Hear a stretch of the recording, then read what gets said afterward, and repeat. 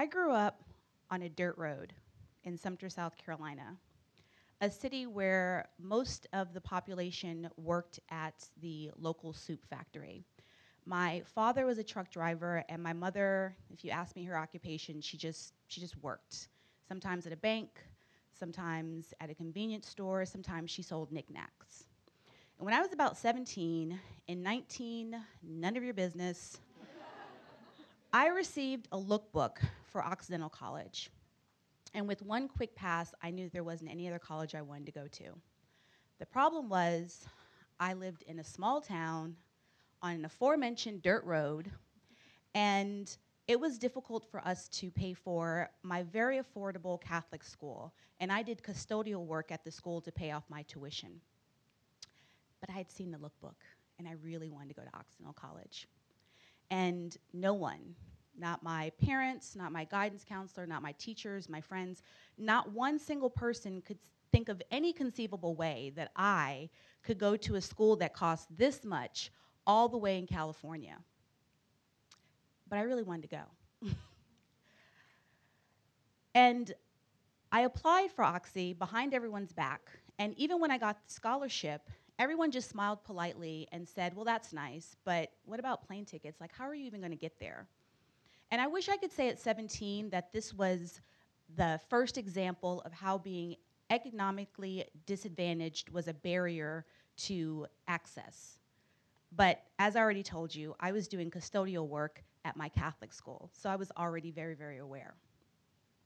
But I did attend Occidental College, and I graduated Occidental College.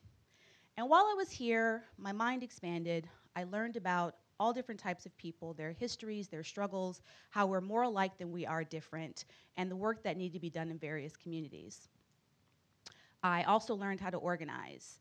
I protested in support of reproductive health. I encouraged boycotts. I marched to protest police brutality, because I didn't want to tell you guys it was Rodney King, because I didn't want you to figure out how old I was. But that is what I did when I was here at Occidental College. And after I left Oxy, I learned that I wasn't an ally to the LGBT community as I had thought. I was actually a part of the LGBT community. And because I was an Oxy alum, my immediate response was to figure out where I was needed. And at the time, marriage equality was a big deal, but it wasn't a big deal to me until my sweet, wonderful friend Olivia and her 3 kids were made homeless because Olivia's partner had died suddenly, and she had no real recourse when her partner's family came for the house, the cars, and every other asset that wasn't in her name. Shortly after the funeral, Olivia didn't even have time to grieve because figuring out how she was going to feed her kids had to take precedence. This was another example of how being economically disadvantaged was a barrier to access. This time not to higher learning, but to the basic necessities of life like shelter and food.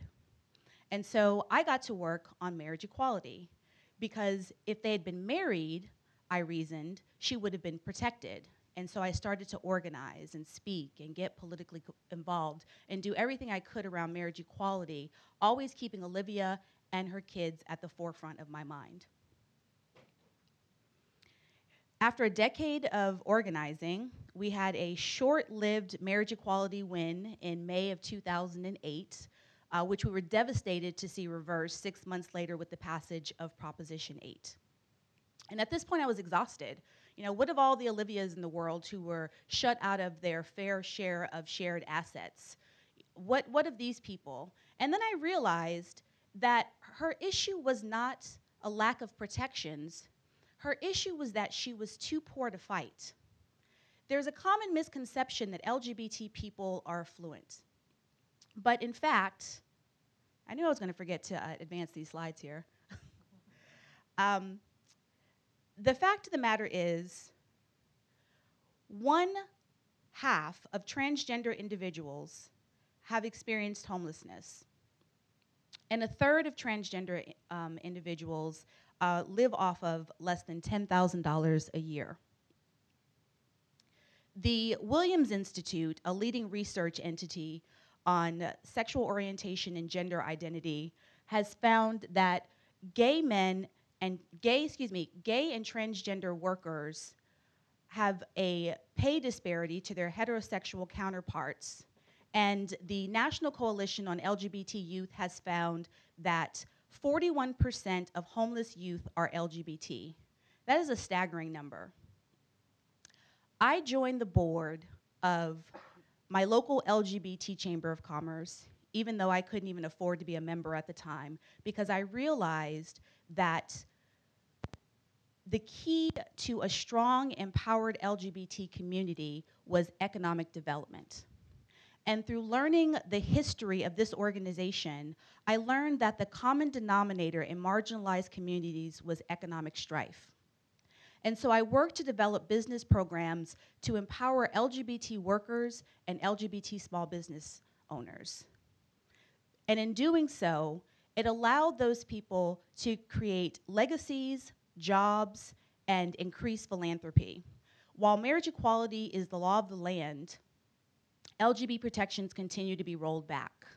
And LGBT organizations need a strong LGBT community and a strong LGBT workforce more than ever, because they're working overtime to fight the dismantling of health initiatives, and currently we have the threat of a transgender ban.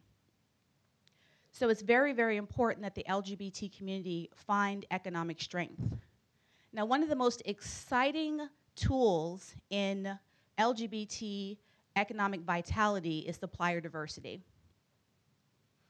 Supplier diversity is a proactive business program that encourages corporate entities to include small business owners of disadvantaged communities in their procurement. And what that means is that corporate entities are encouraged, sometimes mandated, to look to specific communities for their buying needs, from construction and electrical work to office supplies, travel booking, floral arrangements, and everything in between. Now, in the 70s, the conversation around supplier diversity was limited to small businesses that were owned by a racial minority, women-owned businesses, and disabled veterans. But as of 2004, the conversation has expanded to include LGBT small businesses. In 2014, my chamber supported a piece of legislature that was later signed by Governor Jerry Brown. And it was the first bill in the country to expand supply chain to include LGBT professionals. That bill was AB 1678. And it mandates that the companies that are regulated by the California Public Utilities Commission include LGBT small businesses in their minority spend. That opens up the door to billions, that's billions with a B, of dollars in potential revenue for LGBT small businesses. It may sound like a set-aside, but it's not. It's simply encouraging corporate entities to widen their search when they're looking for products and services. It's because of supplier diversity that Mark, this guy here on the left, who worked at a small printing company in Santa Monica, was able to buy the business, keep all the workers, get contracts with Facebook and Southern California Gas, and create a stronger foundation for him, his husband, and their ridiculous number of pets. I mean, it's like a zoo in there, I'm not kidding. In San Francisco, the LGBT chamber there met with Super Bowl 50 host committee and encouraged them to include LGBT small business owners in their procurement processes. That yielded 17 contracts for LGBT small businesses. And because they know that diversity is good business, the Super Bowl host committee has committed to taking that standard of 17 contracts to every host committee in perpetuity, thereby increasing the economic strength and vitality in every city they go to. That's kind of a big deal. It's true what they say. If you're not at the table, you're on the menu. Increasing economic vitality in marginalized communities is paramount. Not doing so creates a cycle of underemployment, unemployment, hopelessness, homelessness, and decreased access to health and educational resources. I'm very proud of the work I'm able to do in my community, and I am most fulfilled when I'm able to teach women like Olivia how to increase their economic strength. It means so much to me, and who knows, maybe one day I'll go back and get that dirt road paved. Thank you.